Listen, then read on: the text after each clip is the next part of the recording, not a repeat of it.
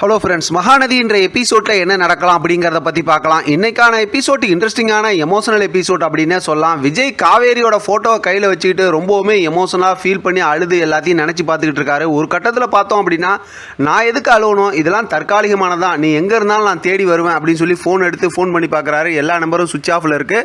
உடனே பார்த்தா, நீ எங்கே இருக்க காவேரி, ஆனால் நீ எங்கே இருந்தாலும் நான் தேடி வருவேன் காவேரி அப்படின்னு சொல்லி ரொம்பவுமே எமோஷனலாக பேசுகிறாரு.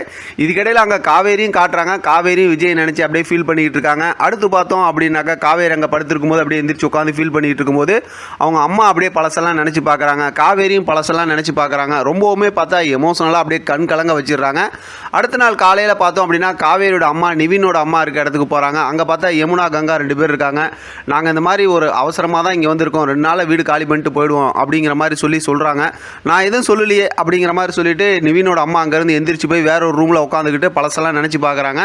அதாவது காவேரியோட ஃபேமிலியை கூட்டிகிட்டு வரதுக்கு முன்னாடி நிவின் வந்து இப்போ அவங்க அம்மா கிட்ட எல்லாம் பேசுகிறாரு.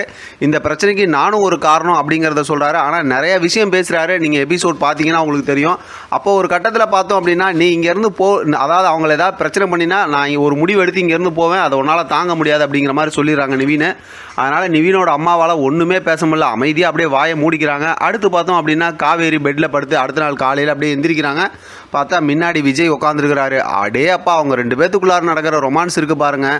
காவேரி என்னெல்லாம் விஜய்கிட்ட பேசணும்னு நினச்சாங்களோ எல்லாத்தையும் பேசிட்டாங்க. இதை தான் பார்த்தா நமக்கு ஏற்கனவே ஷூட்டிங் ஸ்பாட் ஏரியாவில் லைவில் வரும்போது சொன்னாங்கல்ல, நான் வந்து விஜய்கிட்ட லவ் ப்ரொப்போஸ்லாம் பண்ணிட்டேன் அப்படின்னு. ஆக மொத்தத்தில் என்னென்ன சொல்லணும்னு நினச்சாங்களோ எல்லாத்தையும் சொல்கிறாங்க. செம்ம சூப்பராக இருக்குங்க 2 பேரும் பேசிக்கிறது.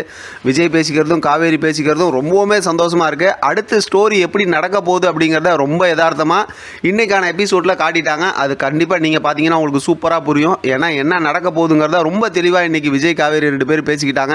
அடுத்து பார்த்தோம் அப்படின்னா, ஆரம்பத்தில் அதான் ஃபஸ்ட்லேருந்து ஆரம்பிக்கிறாங்க அவங்களோட காதலை அப்படிங்கிறத இன்றைக்கான எபிசோடில் காட்டிட்டாங்க. ஒரு கட்டத்தில் பார்த்தோம் அப்படின்னா, காவேரி வந்து விஜய் கிஸ் பண்ணுறாரு. அந்த நேரத்தில் தாடியெல்லாம் குத்துதுன்னு சொல்லிட்டு அவங்க அப்படியே எமோஷனலாக பேசிகிட்டு இருக்காங்க. அப்போ தான் அவங்களே உணர்றாங்க அது கனவுன்னு.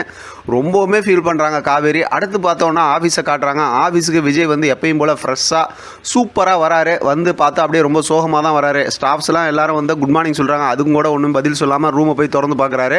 ஏன்னா கடைசியாக காவேரி வந்து உட்காரணும், சர்ப்ரைஸ் கொடுக்கணும் தானே அந்த அரேஞ்ச்மெண்ட்லாம் பண்ணியிருந்தாங்க. அதெல்லாம் பார்த்து அப்படியே ரொம்ப ஃபீல் பண்ணுறாரு. பேக்ரவுண்டில் பார்த்தோம் அப்படின்னா ஒரு எமோஷனல் சாங் ஓடுது. அதோட அந்த காவேரியோட அந்த போர்டு, நேம் போர்டு, அந்த சீட்டு அதெல்லாம் பார்த்துக்கிட்டே அப்படியே இருக்காரு. அதோட இன்றைக்கான எபிசோட் முடிச்சிருக்காங்க. பார்க்கலாம் அடுத்து என்ன நடக்குதுன்னு. இதை பற்றின உங்களோட கருத்து கமெண்ட் பாக்ஸ் தெரியப்படுத்துங்க. தொடர்ந்து ஆதரவு கொடுங்க. தேங்க்யூ ஃபார் வாட்சிங்.